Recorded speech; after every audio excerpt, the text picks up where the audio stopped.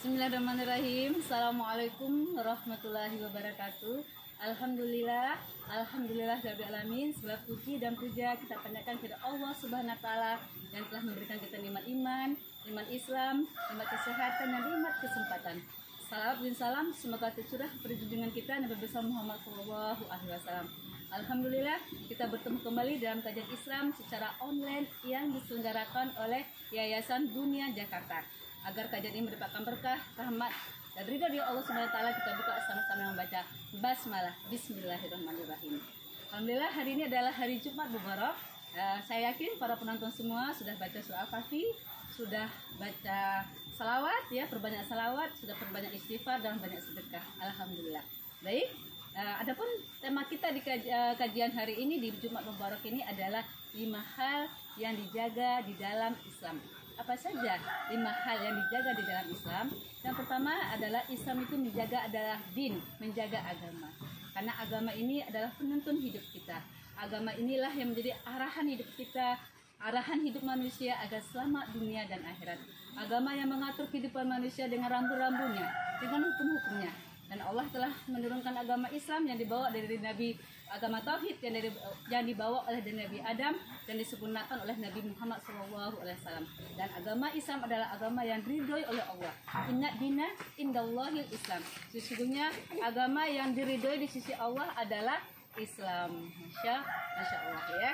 Itu yang pertama. Jadi yang dijaga oleh Islam pertama adalah agama. Yang kedua, apalagi yang dijaga di dalam Islam ya adalah ruh atau jiwa ya. Jadi agama atau yang kedua adalah jiwa.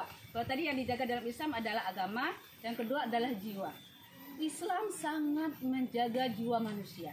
Karena Islam sangat menjaga jiwa manusia, makanya tidak boleh kita itu mengambil jiwa orang lain, menzolimin orang lain. Makanya di dalam Islam itu tidak ada yang namanya pembunuhan, tidak ada yang namanya menzolim orang lain. Ya, bahkan dalam Islam itu ada hukum qisas. Ya, kalau ada pembunuh, ada hukum-hukum yang berlaku. Ya, karena apa? Karena Islam sangat menghargai masalah jiwa. Jiwa di dalam Islam itu sangat dipelihara. Jiwa di dalam Islam sangat dipelihara.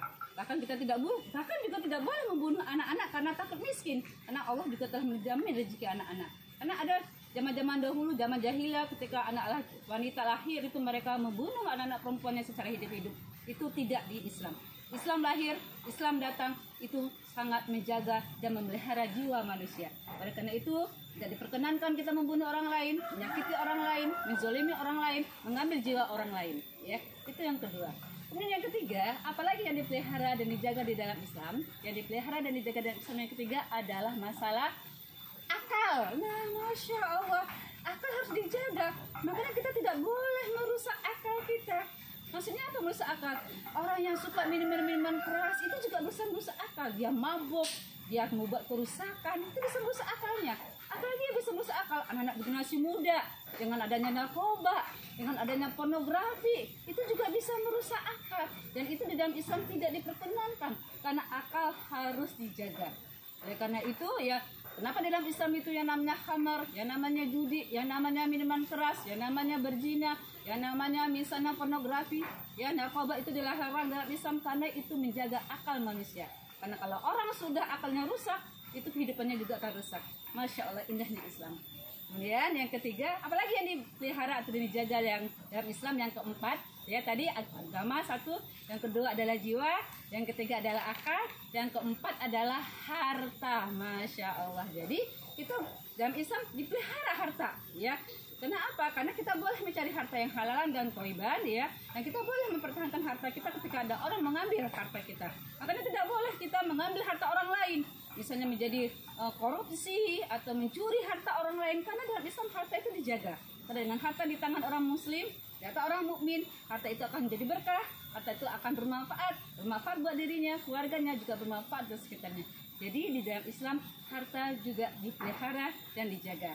Jadi tidak boleh kita mengambil hak-hak orang lain, tidak boleh kita mengambil harta orang lain dengan mencuri atau mengkorupsi atau menzolimi orang lain untuk mengambil hak harta orang lain, itu tidak diperkenankan dalam Islam. Dan yang terakhir, apalagi yang dijaga dan dipelihara dalam Islam adalah masalah kehormatan dan keturunan. Masya Allah. Jadi dijaga dalam Islam kehormatan keturunan. Makanya kita dijaga, diarahkan untuk melahirkan keturunan-keturunan yang soleh-soleha, ya. Menjaga kehormatan. Jadi perlu kita menjaga kehormatan karena Islam itu punya izzah. Islam itu punya harga diri. Islam itu tinggi dan tidak satupun melebihi ketinggian Islam.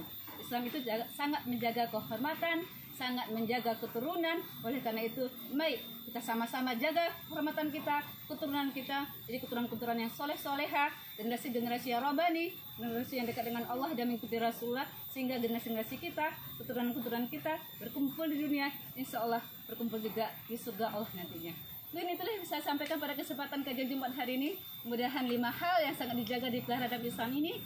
Ya tadi saya ulangi tadi, 1 adalah agama, 2 adalah jiwa, yang ketiga adalah akal, yang keempat adalah harta, dan yang kelima adalah keturunan atau kehormatan. Mudah-mudahan kita semua bisa menjaga hal tersebut dan kita pelihara karena inilah tuntunan Islam. Halakum rabbika fala takun mumtarin. Kalau ada benar itu datangnya semata-mata dari Allah, kalau ada yang salah itu datangnya dari saya mohon maaf berbatin. Halakum rabbika fala takun mumtarin. Saya tutup membaca hamdalah alhamdulillahirabbil alamin. Assalamualaikum warahmatullahi wabarakatuh.